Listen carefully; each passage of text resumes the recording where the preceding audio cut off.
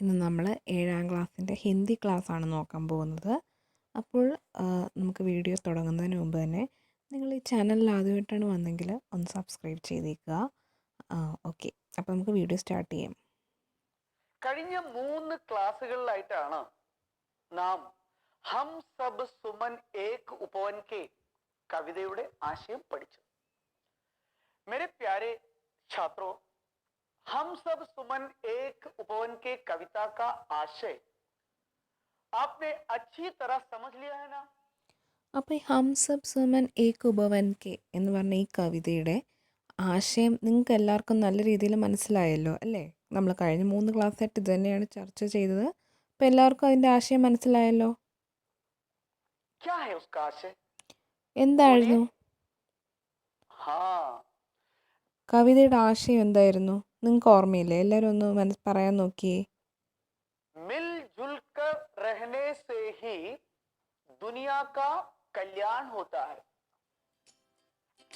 അപ്പോൾ കവിതയുടെ ആശയം മിൽ ജുൽക്കർ രഹനെ സേഹി, അതായത് നമ്മൾ ഒത്തൊരുമയോടെ ജീവിക്കുമ്പോഴാണ് ദുനിയാക്ക കല്യാൺ ഹോത്താ ഹെ, ദുനിയ അതായത് ഈ ലോകത്ത് എന്താണ് നന്മയുണ്ടാകുന്നത്, നമ്മൾ ഒത്തൊരുമയോടെ ഒന്നിച്ച് ജീവിക്കുമ്പോഴാണ്.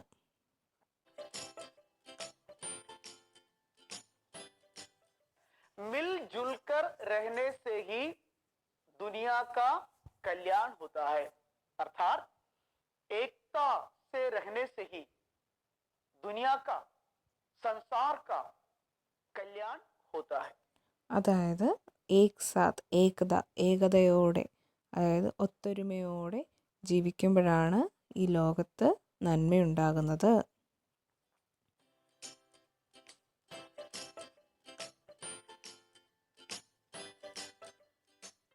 കവി പറഞ്ഞതിന്റെ ആശയം ഇതാണ്: ഒരുമയോട് ജീവിക്കുമ്പോഴാണ് ഈ ലോകത്തിന് നന്മ ഉണ്ടാകുന്നത്.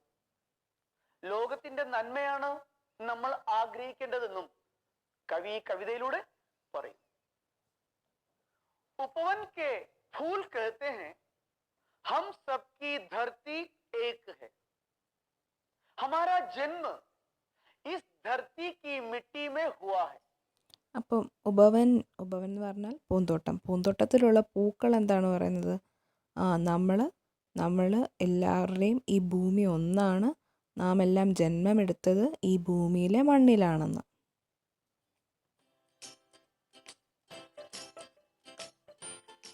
ഹമാര ജന്മം, നമ്മളുടെ ജന്മം, ഇസ് ധർത്തിക്ക് മിട്ടിമേ, ഈ ഭൂമിയുടെ മണ്ണ്, മിട്ടി എന്ന് പറഞ്ഞാൽ മണ്ണ്, മണ്ണിലാണ് എടുത്തത്. അതായത് നാം എല്ലാം ജന്മമെടുത്തത് ഈ ഭൂമിയുടെ മണ്ണിലാണ്.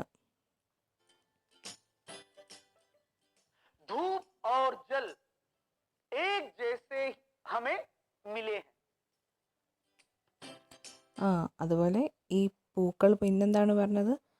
ധൂപ്പ് എന്ന് പറഞ്ഞാൽ വെയിൽ, ധൂപ്പും പിന്നെ ജലവും ഒരുപോലെയാണ് നമുക്കെല്ലാം ലഭിച്ചത്. അപ്പം നമുക്കെല്ലാം കിട്ടുന്ന വെയിലും മഴയും ഒരുപോലെയാണ് അല്ലേ?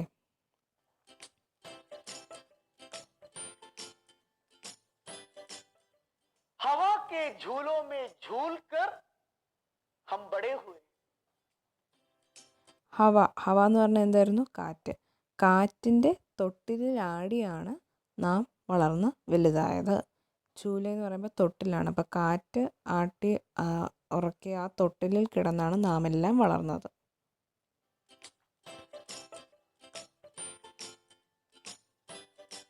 अच्छा बताइए, यहाँ सुमन किसका प्रतीक है? ഇനി നിങ്ങൾ പറയൂ, ഈ സുമൻ എന്ന് പറഞ്ഞാൽ എന്തായിരുന്നു?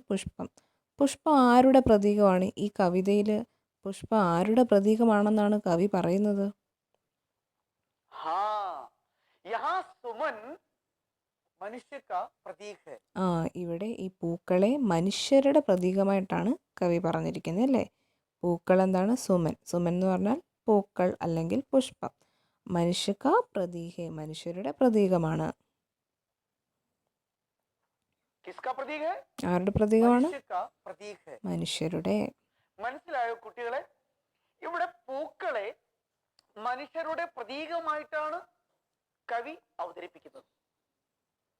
പൂക്കളെ പോലെ എല്ലാ മനുഷ്യരും ജനിച്ചത് ഈ മണ്ണിലാണ്. മഴയും വെയിലും ഒരുപോലെയാണ് എല്ലാവരിലും പതിക്കുന്നത്. കാറ്റിന്റെ തൊട്ടിലിൽ ആടിയാണ് പൂക്കൾ ഈ പൂന്തോട്ടത്തിൽ വളർന്നത്. अच्छा तो ये बताओ उपवन किसका प्रतीक है? ഓക്കെ, അപ്പം നമ്മൾ പറഞ്ഞു പുഷ്പം അല്ലെങ്കിൽ പൂക്കൾ എന്താണ്, മനുഷ്യരുടെ പ്രതീകമാണ്. അങ്ങനെയാണെങ്കിൽ ഉപവൻ ആരുടെ പ്രതീകമാണ്? ഉപവൻ എന്ന് പറഞ്ഞാൽ എന്തായിരുന്നു? പൂന്തോട്ടം അല്ലേ? പൂന്തോട്ടത്തിൻ്റെ മറ്റൊരു വാർഡ് ഉണ്ടായിരുന്നു ബഗീച. അപ്പം ഉപവൻ ആരുടെ പ്രതീകമാണ്?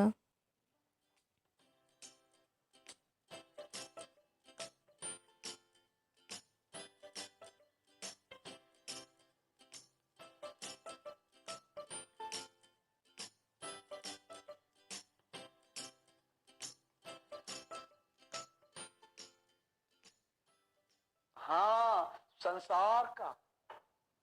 ആ, ഈ ലോകത്തിൻ്റെ പ്രതീകമാണല്ലേ. അപ്പോൾ ഉപവൻ പൂന്തോട്ടം ലോകത്തിൻ്റെ പ്രതീകമായിട്ടാണ് കവി കവിതയിൽ പറയുന്നത്. ഇവിടെ പൂന്തോട്ടം എന്ന് കവി ഉദ്ദേശിക്കുന്നത് ഈ ലോകമാണ്. बगीचे के फूल कहते हैं हमारे रंग और रूप अलग अलग है. പൂന്തോട്ടത്തിലുള്ള പൂക്കൾ, ബഗീചയ്ക്ക് ഫൂൽ എന്ന് പറയുമ്പോൾ പൂന്തോട്ടത്തിലുള്ള പൂക്കൾ എന്താണ് പറയുന്നത്? ഞങ്ങളുടെ നിറവും രൂപവും വ്യത്യസ്തമാണ്. അലഗ്, അലഗ് എന്ന് പറഞ്ഞാൽ വ്യത്യസ്തമാണ്.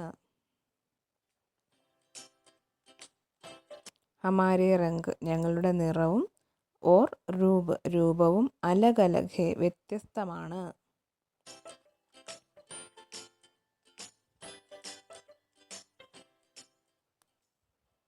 लेकिन एक साथ रहने के कारण ही ये बगीचा सुंदर है.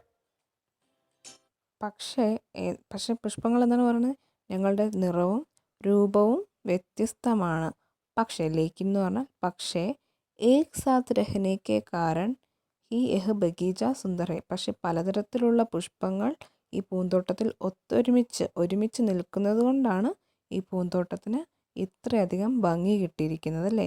പല നിറത്തിലും രൂപത്തിലുമുള്ള പുഷ്പങ്ങൾ ഒരുമിച്ച് ആ പൂന്തോട്ടത്തിൽ നിൽക്കുന്നത് കൊണ്ടാണ് ആ പൂന്തോട്ടം സുന്ദരമായത്.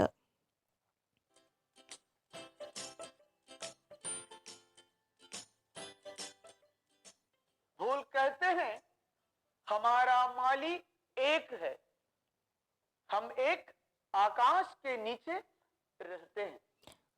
പിന്നീട് പുഷ്പങ്ങൾ എന്താണ് പറയുന്നത്? ഞങ്ങളുടെ മാലി ഒരാളാണ്. മാലി എന്ന് പറഞ്ഞാൽ പൂന്തോട്ടക്കാരനല്ലേ. ആ പുഷ്പങ്ങളെയൊക്കെ പരിപാലിക്കുന്നത് ഒരാളാണ്. ഏക് ആകാശ് കെ നീച്ചെ രഹത്തെ ഹെ. എല്ലാവരും ജീവിക്കുന്നത് ഒരേ ആകാശത്തിൻ്റെ കീഴിലാണ്. നോക്കൂ കുട്ടികളെ, ഇവിടെ എന്ത് മനോഹരമായിട്ടാണ് കവി പൂക്കളിലൂടെ മനുഷ്യർക്ക് ഒന്നിച്ചു നിൽക്കാനുള്ള സന്ദേശം തരുന്നത്. വ്യത്യസ്തമായ തടങ്ങളിൽ വളരുന്ന ചെടികളിൽ പല നിറത്തിലുള്ള പൂക്കളാണ് പൂക്കുന്നത്.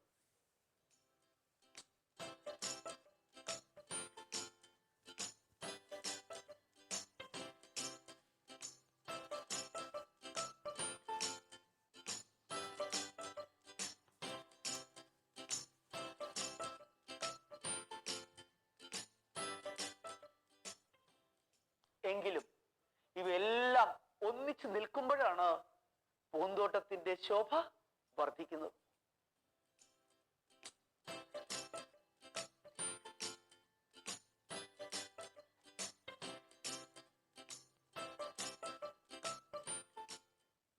അതുപോലെ എല്ലാ മനുഷ്യരും ഒന്നിച്ചു നിന്നാലേ ഈ ലോകത്തിന് നന്മയുണ്ടാവുകയുള്ളൂ.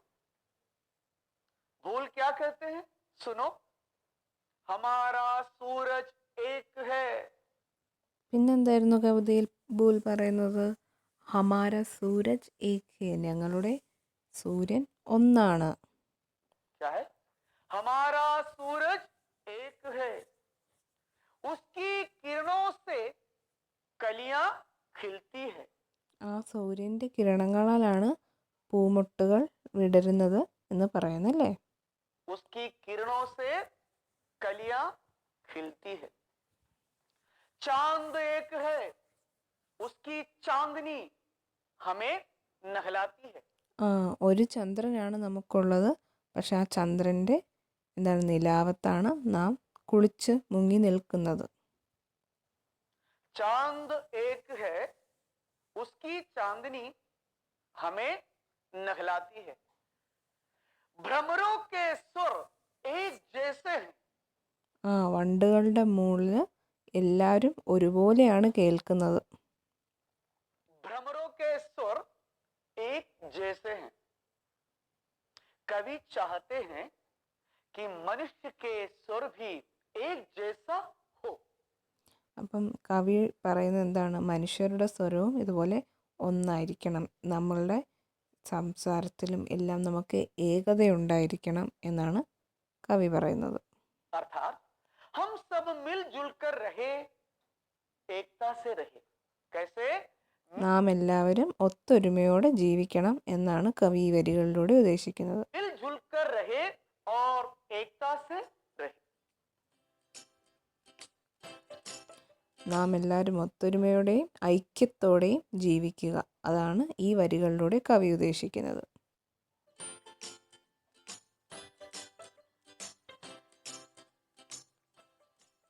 अच्छा, तो आपने कविता का आशय समझ लिया है ना? ठीक है, तो ये देखो, ये वर्कशीट देखो. അപ്പം നിങ്ങൾക്ക് എല്ലാവർക്കും കവിതയുടെ ആശയം മനസ്സിലായല്ലോ. അങ്ങനെയാണെങ്കിൽ നമുക്ക് ഈ വർക്ക്ഷീറ്റ് നോക്കാം. सही मिलान करे. ചേരുംപടി ചേർക്കാനാണ്. കറക്റ്റായിട്ടുള്ളത് കറക്റ്റായിട്ട് ചേർക്കുക. यहाँ दो तालिकाओं में कुछ वाक्य लिखे हैं. രണ്ട് ടേബിളുണ്ട്. ആ ടേബിളിൽ രണ്ടിലും കുറച്ച് സെൻറ്റൻസുകൾ എഴുതിയിട്ടുണ്ട്. നിങ്ങളത് യോജിപ്പിക്കണം, കറക്റ്റായിട്ടുള്ളത്. सही अर्थ वाले वाक्य को चुनकर लिखना है. पहले मैं इसे पढ़ता हूं. देखो, पहले बॉक्स में लिखा है, हमारा चांद भी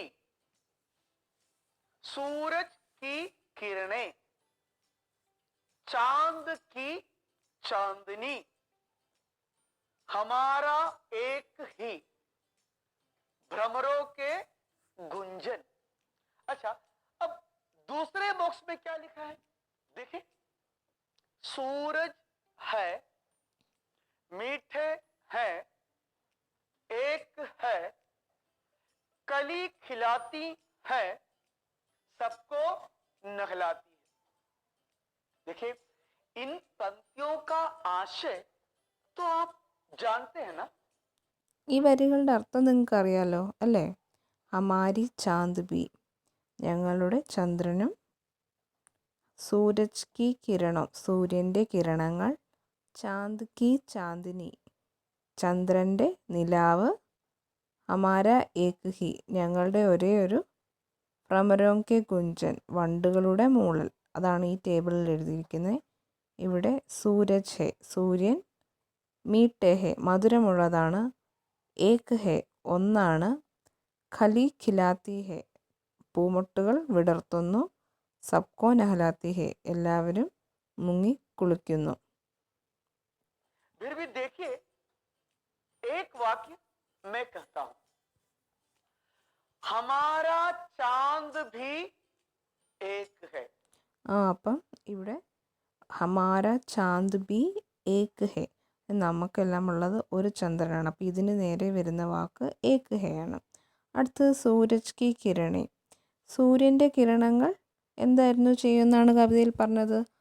പൂമുട്ടുകൾ വിടർത്തുക എന്നല്ലേ. അപ്പം അതിന് ചേരുന്നത് ഏതാണ്? ഖലി ഖിലാത്തി ഹേ. അടുത്തത് ചാന്ദ് കി ചാന്ദിനി, ചന്ദ്രൻ്റെ നിലാവ് എന്തായിരുന്നു ചെയ്യുന്നത്?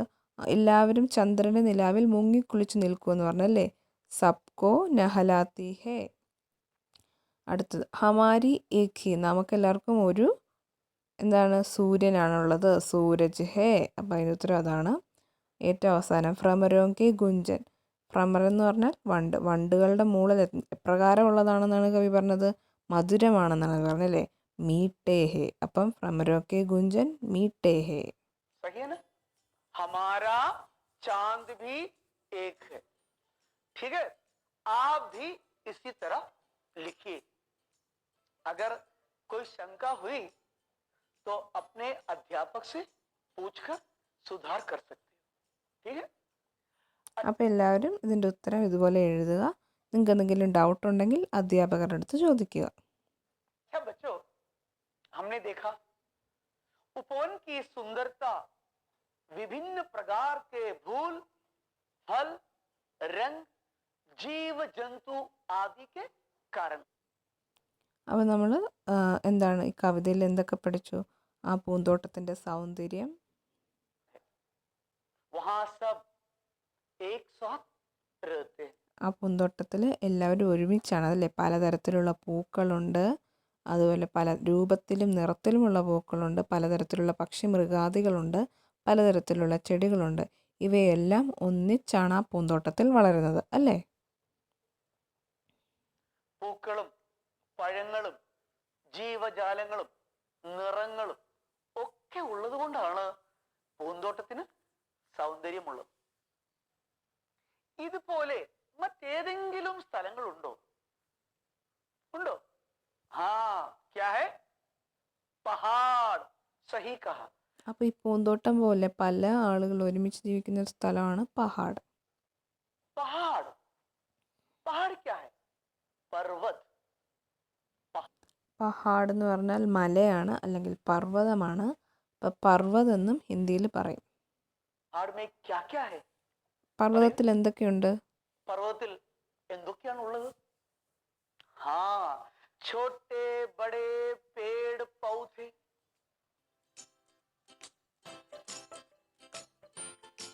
ചെറുതും വലുതുമായിട്ടുള്ള ചെടികളും മരങ്ങളും ഉണ്ടല്ലേ?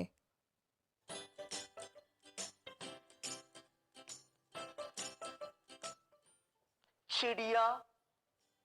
പക്ഷികളുണ്ട്. അപ്പോൾ പർവ്വതത്തിൽ എന്തൊക്കെയുണ്ടെന്നാണ് പറഞ്ഞത്? ആദ്യം പറഞ്ഞു ചെറുതും വലുതുമായ മരങ്ങളും ചെടികളുമുണ്ട്. ചിടിയ എന്ന് പറയുമ്പോൾ പക്ഷികൾ, പലതരത്തിലുള്ള പക്ഷികളുണ്ടല്ലേ? छोटे जानवर. കുഞ്ഞു കുഞ്ഞു മൃഗങ്ങളുണ്ടല്ലേ? नदियाँ. നദി, പർവ്വതത്തിലൂടെ നദികൾ ഒഴുകാറുണ്ടല്ലേ?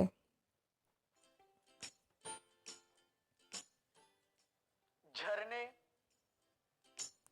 വെള്ളച്ചാട്ടങ്ങളുണ്ട്, हवा. കാറ്റുണ്ട്.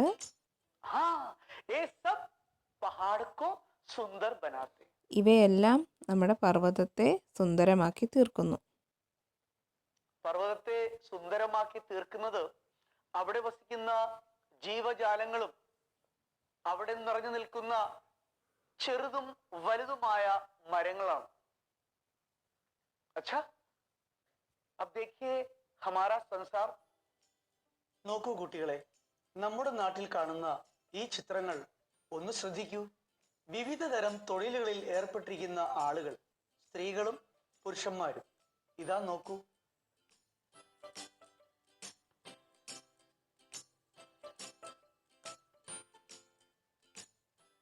നമ്മുടെ രാജ്യത്തിന്റെ സംസ്കാരം വിളിച്ചൊതുന്ന വ്യത്യസ്തങ്ങളായ വേഷങ്ങൾ ധരിച്ച സഹോദരങ്ങൾ,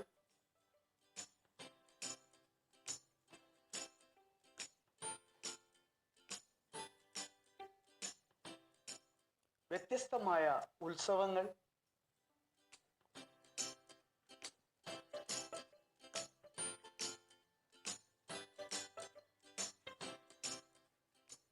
സന്തോഷവും ഐക്യവും സാഹോദര്യവും പ്രകടമാക്കുന്ന ആചാരങ്ങൾ, നന്മകളാൽ സമൃദ്ധമായ നമ്മുടെ ഗ്രാമങ്ങൾ, പുതുമയും വികസനവും കുതിച്ചു പായുന്ന നഗരങ്ങൾ, മനോഹരങ്ങളായ പർവ്വതങ്ങൾ, സ്നേഹപ്രവാഹങ്ങളായ നദികൾ, പക്ഷികൾ, മൃഗങ്ങൾ, അവ വസിക്കുന്ന മനോഹരങ്ങളായിട്ടുള്ള വനങ്ങൾ, ഇതൊക്കെയാണ് നമ്മുടെ ലോകം.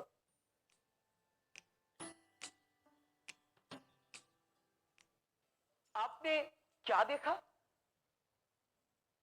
बोलिए. നിങ്ങൾ എന്താണ് ഇവിടെ കണ്ടത്? ഒന്ന് പറഞ്ഞാട്ടെ. हाँ, कितने ही प्रकार के लोग हैं, എന്തെല്ലാം തരത്തിലുള്ള മനുഷ്യരാണല്ലേ? विभिन्न काम करने वाले हैं, പലതരത്തിലുള്ള ജോലി ചെയ്യുന്ന ആളുകളുണ്ട്, भिन्न वेश पहनने वाले हैं, പലതരത്തിലുള്ള വസ്ത്രം ധരിക്കുന്നവരുണ്ട്, आचार है, പലതരത്തിലുള്ള ആചാരങ്ങളുണ്ട്, उत्सव है, പലതരത്തിലുള്ള ഉത്സവങ്ങളുണ്ട്, गांव है, പലതരത്തിലുള്ള ഗ്രാമങ്ങളുണ്ട്. शहर है, എന്താണ് ഈ സിറ്റി പോലും പലതരത്തിലുള്ളതുണ്ട്. पहाड़ है, മലകളുണ്ട്, नदियां है, നദികൾ, तालाब है, കുളങ്ങൾ, पानी है, വെള്ളം, जानवर है, മൃഗങ്ങൾ. जंगल है, सब कुछ है ना. ये सब संसार के सुमन है. ആ കാടുകൾ, പലതരത്തിലുള്ള കാടുകളുണ്ട് അല്ലേ? ഇവയെല്ലാം ഈ ലോകത്തിൻ്റെ പുഷ്പങ്ങളാണ്. हमारे देश के फूल है, നമ്മുടെ ദേശത്തിൻ്റെ പൂക്കളാണ് ഇവയെല്ലാം. है ये सब संसार के सुमन है, यानी ലോകത്തിലെ പൂക്കളാണ് ഇവയെല്ലാം, നമ്മുടെ ദേശത്തിലെ പുഷ്പങ്ങളാണ്. हमारे देश के फूल है. तो बच्चों, आपने इस कविता को अच्छी तरह से समझ लिया होगा, അപ്പം നിങ്ങൾക്ക് ഈ കവിത നല്ല രീതിയിൽ മനസ്സിലായില്ലേ? है ना. एक बात और देखें, मैं एक गीत आपको सुनाता हूं. क्या आपने एक गीत कभी सुना है? അപ്പോൾ ഇപ്പോൾ അധ്യാപകൻ നിങ്ങളെ ഒരു പാട്ട് പാടി കേൾപ്പിക്കും. നിങ്ങളത് നേരത്തെ കേട്ടിട്ടുണ്ടോ എന്ന് നോക്കുക. सुनो. मिले सुर मेरा तुम्हारा तो सुर बने हमारा, सुर की नदियां हर दिशा से बह के सागर में मिले, बादलों का रूप लेकर बरसे हल्के हल्के, मिले सुर मेरा तुम्हारा तो सुर बने हमारा. एक गीत और भी है. एक गीत भारत की एकता पर आधारित है. അപ്പോൾ ഈ ഗാനത്തിൻ്റെ പ്രത്യേകത എന്താണെന്നോ? നമ്മളുടെ ഈ ഭാരതത്തിൻ്റെ, നമ്മളുടെ ഇന്ത്യയുടെ ഏകത, ഐക്യത്തെ എടുത്തു കാണിക്കുന്ന ഒരു പാട്ടാണിത്. एक गीत में भारत की कई भाषाओं का समागम है. അപ്പോൾ ഈ പാട്ടിൽ, ഇപ്പോൾ അധ്യാപകൻ പാടിയ ഈ പാട്ടിൽ നമ്മുടെ ഭാരതത്തിൻ്റെ, ഇന്ത്യയുടെ ഇന്ത്യയിൽ പല ഭാഷ സംസാരിക്കും അല്ലേ? അപ്പോൾ പല ഭാഷയിലുള്ള വരികൾ എഴുതിയിട്ടുണ്ട്. ഈ പാട്ട് നിങ്ങൾ കേട്ടിട്ടുണ്ടാവും.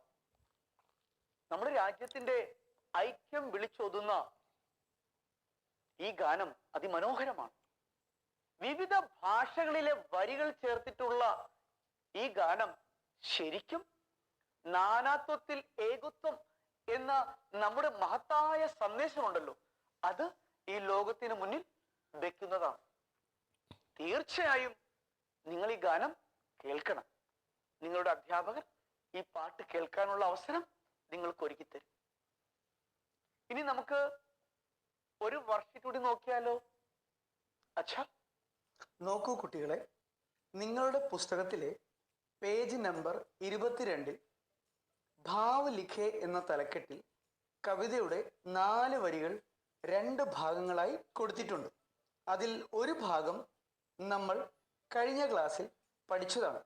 കുട്ടികൾ അത് ഓർമ്മിക്കുമല്ലോ. ഇനി പറയാൻ പോകുന്നത് രണ്ടാമത്തെ ഭാഗമാണ്. ഒന്ന് നോക്കൂ, ഞാൻ വായിക്കാം. മിലേ ഏക് സേ സ്വർ ഹംകോ ഹേ ഭ്രമരോ കെ മീഠേ ഗുഞ്ചൻ സേ.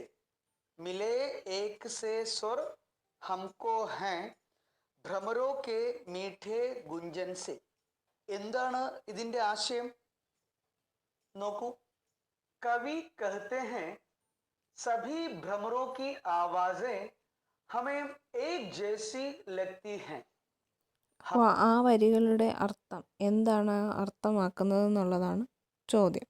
അപ്പോൾ കവി എന്താണ് പറയുന്നത്? കവി कहते हैं सभी भ्रमरों की आवाज़ हमें एक जैसा लगती है. എല്ലാ വണ്ടുകളുടെയും മൂളൽ നമുക്ക് ഒരുപോലെയാണ് തോന്നുന്നത്. हमें भी ऐसे ही मीठे स्वर से बातों करने चाहिए. നമുക്കും വണ്ടുകളെപ്പോലെ ആ മധുരമായ ശബ്ദത്തിൽ നാമും സംസാരിക്കണം. सब लोग मिलजुल कर रहे इसी में കല്യാൺ ഹെ. അപ്പോൾ എല്ലാ ആളുകളും ഒത്തൊരുമയോടെ ജീവിക്കുക, ഇതിലൂടെയാണ് നന്മയുണ്ടാകുന്നത്.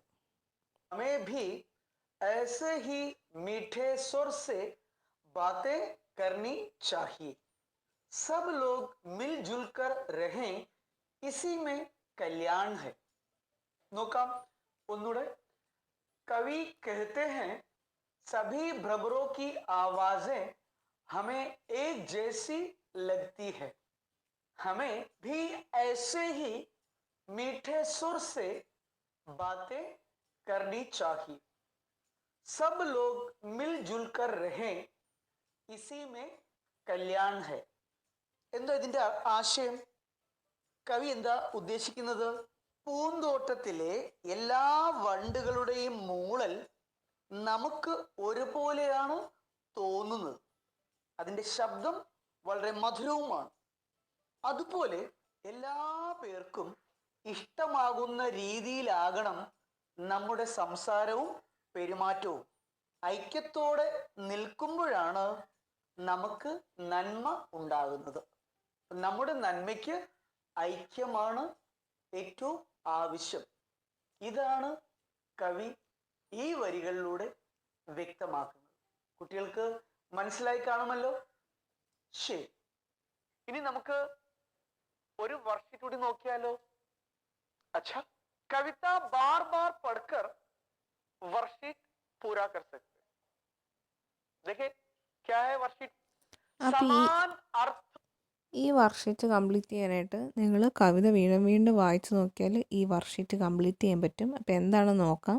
वाले शब्द कविता से चुनकर लिखे. അപ്പം ഈ വാക്കുകളുടെ അർത്ഥം വരുന്ന സമാനമായിട്ടുള്ള വാക്കുകൾ കവിതയിൽ നിന്നും നിങ്ങൾ എടുത്തെഴുതാനാണ് പറഞ്ഞിരിക്കുന്നത്. ये आपकी पुस्तक की पन्ना संख्या 22 में है. देखिए पन्ना संख्या 22. देखे ना, समान अर्थ वाले शब्द कविता से चुनकर लिखे. भूल, सूर्य. ഫൂൽ ഫൂൽ എന്ന് പറയുമ്പം നമ്മൾ പറഞ്ഞു ഫൂൽ എന്ന് പറഞ്ഞാൽ പുഷ്പമാണ്. ആ പുഷ്പത്തിൻ്റെ അർത്ഥം വരുന്ന വാക്ക് കവിതയിൽ എവിടെയാണുള്ളത്? ആ, സുമൻ. ഫൂലിൻ്റെ നേരെ സുമനായിരിക്കും അല്ലേ? ബഗീച്ച. സൂര്യ. സൂര്യൻ എന്ന് പറഞ്ഞാൽ സൂര്യൻ. സൂര്യൻ എന്ന് പറഞ്ഞ അർത്ഥം വരുന്ന എവിടെയായിരുന്നു? സൂരജ് അല്ലേ? ഭൂമി. ആ, ബഗീജ. ബഗീജ എന്ന് പറഞ്ഞാൽ പൂന്തോട്ടമാണ്. പൂന്തോട്ടത്തിന് എന്ത് വാക്കാണ് നമ്മൾ കവിതയിൽ ഉപയോഗിച്ചിരിക്കുന്നത്? ഉപവൻ. ഭൂമി. ഭൂമിക്ക് അതേ അർത്ഥം വരുന്ന വാക്ക് ധർത്തി. ഫോര, ഫ്രമൺ. ഫ്രമർ, അതായത് നമ്മുടെ വണ്ടുകൾ, അതാണ് അവിടുത്തെ അർത്ഥം വരുന്നത്. ചന്ദ്രിക. ചന്ദ്രിക എന്ന് പറയുമ്പോൾ നിലാവാണ്. നിലാവിൻ്റെ അർത്ഥം വരുന്നത് ചാന്ദിനി. പാനി. പാനി. പാനി എന്ന് പറയുമ്പം ജലാണല്ലേ? ജലം. ഹവ. ഹവ, കാറ്റ്. കാറ്റിന് അർത്ഥം വരുന്നത് അവിടെ പവൻ. പവനായിരുന്നു അല്ലേ? ആകാശ്. ആകാശിന് ഗഗൻ. കവിതയിൽ ആസ്മാൻ എന്നാണ്, ഗഗനാണെന്ന് തോന്നുന്നു. അപ്പോൾ ഗഗൻ ആയിരിക്കും അവിടുത്തെ ഉത്തരം. ആകാശിന് രണ്ട് വാക്കുണ്ട്, ആസ്മാനും ഉണ്ട് ഗഗനും ഉണ്ട്. കവിതയിലുള്ള വാക്ക് സെലക്ട് ചെയ്ത് അവിടെ എഴുതണം.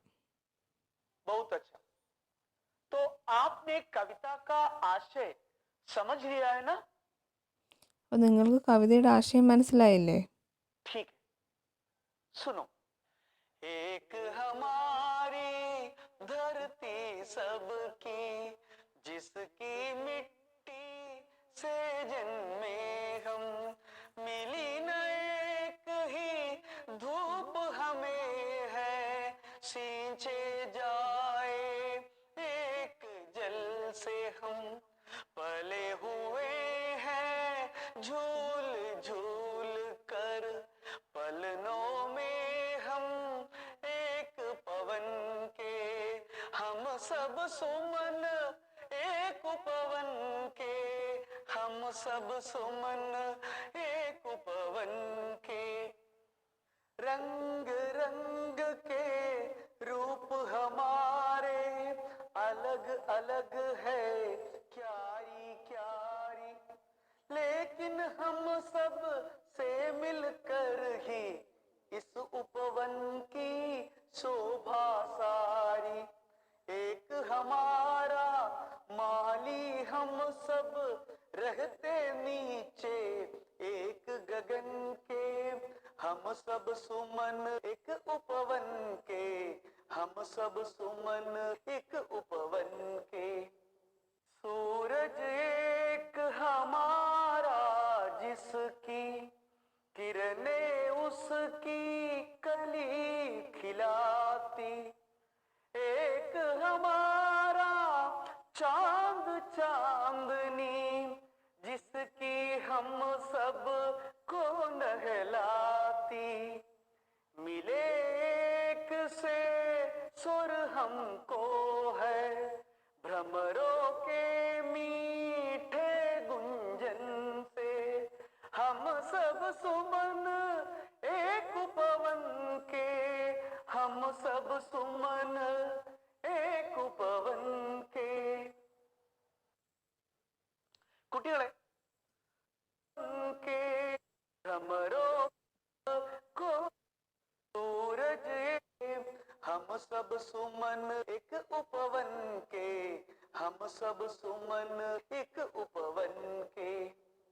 सूरज एक हम मिले हम सब सुमन एक उपवन के, हम सब सुमन एक उपवन के. കുട്ടികളെ, അങ്ങനെ നമ്മൾ ആദ്യ യൂണിറ്റിലെ 2 പാഠഭാഗം പഠിച്ചു കഴിഞ്ഞു. ഗുൽമോഹർ കെ പേട് കാ ജന്മദിൻ, ഹം സബ് സുമൻ ഏക് ഉപവൻ. ഒത്തിരി കാര്യങ്ങൾ നിങ്ങൾക്ക് മനസ്സിലായി എന്ന് കരുതട്ടെ. എന്നാൽ ഈ 2 പാഠഭാഗത്തെ ചില ഭാഷാ പ്രയോഗങ്ങളിൽ കൂടി നമുക്ക് കടന്നു പോകേണ്ടതുണ്ട്. നമുക്കൊരിക്കൽ കൂടി ആ പാഠങ്ങളിലൂടെ കടന്നു പോയാലോ? എങ്കിൽ പഠിപ്പിച്ച ഭാഗങ്ങൾ നന്നായി മനസ്സിലാക്കി വീട്ടിൽ തന്നെ സുരക്ഷിതമായി ഇരിക്കുക. നമുക്ക് അടുത്ത ക്ലാസ്സിൽ കാണാം. ധന്യവാദം. അപ്പോൾ കുട്ടികളെ, ഇന്നത്തെ ക്ലാസ് കഴിഞ്ഞു. അപ്പോൾ എല്ലാവർക്കും ഇത് യൂസ്ഫുൾ ആയെങ്കിൽ നിങ്ങളുടെ ഫ്രണ്ട്സിനൊക്കെ ഷെയർ ചെയ്യുക.